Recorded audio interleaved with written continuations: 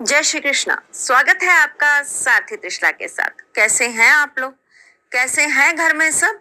जरूर बताइएगा। 1 साल के अंदर ये उपाय आपके हर काम सिद्ध कर देगा। आज का मेरा टॉपिक यही है। 1 साल के अंदर अंदर आपकी हर मनोवांछित इच्छा हो जाएगी पूर्ण, अगर आप करेंगे ये एक सरल उपाय। इस नवरात्रि में ये हाईलाइटेड था।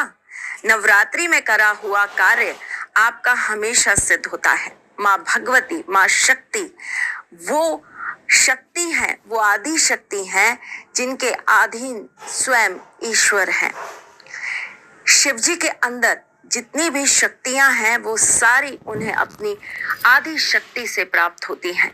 इसीलिए शिव शक्ति के बिना अधूरे माने जाते हैं। और इन्हीं आदि शक्ति को प्रसन्न करने के लिए इस नवरात्रे हम छोटे छोटे ऐसे कार्य करेंगे जिससे माँ प्रसन्न होकर अपने भक्तों पर कृपा करें और हमारी सर्व मनोकामना सिद्ध कर दें। ये बता रही हूँ कि मैं कौन हूँ। मैं आपके एस्ट्रोलॉजर हूँ, वास्तु शास्त्री हूँ, चेहरा भी पढ़ती हूँ, आवाज भी पढ़ती हूँ और हाथों की लकीरें भी पढ़ लेती हूँ। चूंकि आपकी सारथी हूँ इसीलिए आपको जीवन का सार बता देती हूँ। सबसे पहली समस्या, हमारे पास पैसे नहीं टिकते, हमारे ऊपर कर्जा बहुत है, हमारे घर में फ्लो ऑफ मनी नहीं है, हमारी इनकम अच्छी नहीं है, हम पैसे से हमेशा तंग रहते हैं। ये सारे सवाल एक हैं और इनका उपाय ये है जो मैं अब आपको बताने जा रही हूँ। अगर पैसे संबंधी आप किसी भी चीज से परेशान रहते हैं तो इस नवरात्रि आप अपने पर्स में रख लेंगे ये एक चीज। और ये चीज क्या है, ध्यान से समझिएगा और इस प्रयोग को कर लीजिएगा। कब करेंगे आप ये प्रयोग? रामनवमी वाले दिन आप ये कार्य कर लेंगे। करना क्या है आपको एक व्हाइट पेपर ले लेना है, उसके ऊपर आपको रोली से, लाल सिंदूर से लिख देना है श्रीम। उसके ऊपर आपको 2 इलायची रख देनी है, एक घी का दीपक प्रज्वलित करना है। ये सारा सामान आपको एक लाल कपड़े के टुकड़े में रख लेना है और वहीं पर बैठकर आपको महालक्ष्मी के मंत्र का जाप करना है। महालक्ष्मी के मंत्र आपको गूगल पर आसानी से प्राप्त हो जाएंगे, जो आप सरलता से कर पाएं और आप साफ साफ उच्चारित कर पाएं, जिन्हें आप बिना किसी त्रुटि के, गलती के बोल पाएं। वो मंत्र ले लीजिएगा और उसकी 11 माला जाप कर लीजिएगा। नवमी की रात्रि को ये सारा सामान उसी लाल कपड़े में बांधकर अपने पर्स में रख लीजिएगा। अगर आपका पर्स छोटा है, खास करके जेंट्स जो कि बहुत छोटा पर्स यूज करते हैं, तो आप इसे छोटे कपड़े में रख लीजिएगा ताकि ये आपके पर्स में आराम से आ जाए।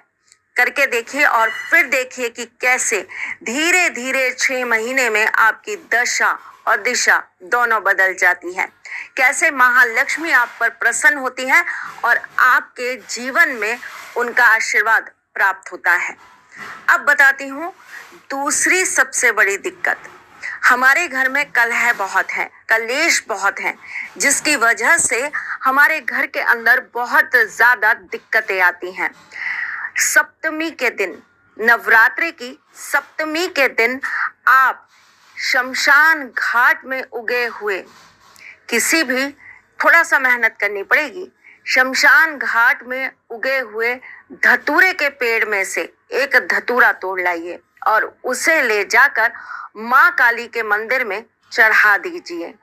छोटा सा कार्य है, करके देखिए, शत्रु परास्त हो जाएंगे, घर में कलह दूर हो जाएंगे, घर में तंत्र मंत्र परयंत्र हो रहे हो तो समाप्त हो जाएंगे। जरूर करिएगा छोटा सा उपाय। अगर आप ये किसी कारणवश ना कर पाए तो सप्तमी के दिन पान के पत्ते के ऊपर गुलाब की पत्तियां रखकर और थोड़ा सा शहद रखकर माँ काली के मंदिर में जाकर चढ़ाइएगा। आपके सारे के सारे कष्ट दूर हो जाएंगे और माँ का आशीर्वाद आपके जीवन में खुशियां बनकर आएगा। चलिए जी, आपकी तीसरी प्रॉब्लम जिससे हर कोई परेशान है, प्यार नहीं है। कोई हमें प्यार नहीं करता, कोई हमें समझता नहीं है, हमारे जीवन के अंदर प्रेम की कमी है। तो आपको अष्टमी के दिन माँ भगवती के मंदिर जाना है, एक लाल रंग की चुन्नी लेनी है, उसमें आपको 5 तरह के मेवे रख देने हैं।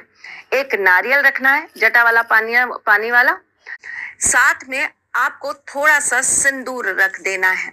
माँ के मंदिर में जाकर ये सारी चीजें भेंट करनी है और वहीं पर बैठकर आपको दुर्गा चालीसा का पाठ करना है। अपने मन की बात माँ को कह देनी है और फिर देखिए 1 साल के अंदर अंदर आपके जीवन में जिससे आप प्यार करते हैं ना, वो आपको आपसे ज्यादा प्यार करने लगेंगे। आपकी दिशा भी बदलेगी और दशा भी बदलेगी। चलिए जी, वो बच्चे जो अपने जीवन के अंदर सक्सेस नहीं पा रहे हैं, नौकरी अच्छी नहीं मिल रही है, बिजनेस में तरक्की नहीं हो रही है, विदेश जाना है पर जा नहीं पा रहे हैं, कोई ना कोई अड़चन आकर खड़ी हो जाती है ना? तो आपको क्या करना है, नवमी के दिन, रामनवमी भी है उस दिन, तो चलिए ना राम भक्त हनुमान को प्रसन्न कर लेते हैं और हनुमान जी से अपने जीवन की तरक्की के रास्ते खुलवा देते हैं। तो क्या करेंगे हम, रामनवमी वाले दिन किसी भी हनुमान जी के मंदिर में जाइए, उन्हें थोड़ा सा सिंदूर चढ़ाइए। सिंदूर कौन सा चढ़ता है हनुमान जी को? पीला वाला सिंदूर चढ़ाइए और साथ में आप वहां उसी मंदिर के अंदर राम दरबार का एक चित्र लगवाइए। करके देखिए छोटा सा उपाय, आपके जीवन में बहुत सारे परिवर्तन आपको स्वयं होते दिखाई देंगे। नवरात्रि की रात्रि स्वयं सिद्धि रात्रियां होती हैं और जिसमें नौमी वाली रात्रि स्वयं सिद्ध रात्रि होती है और इस दिन करे हुए हर एक प्रयोग को सिद्धि प्राप्त होती है।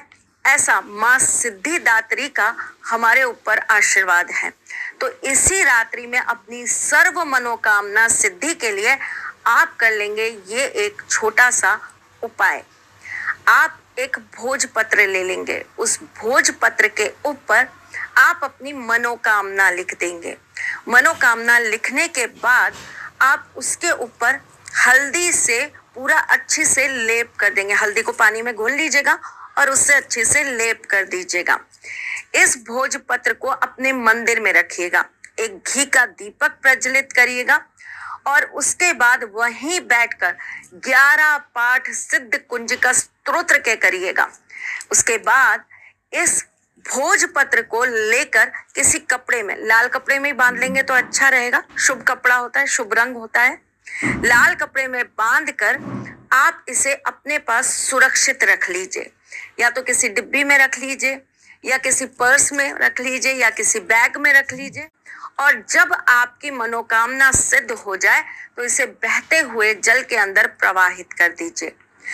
कई लोग लव मैरिज करना चाहते हैं और उनके जीवन के अंदर बहुत सारे रोड़े आ जाते हैं।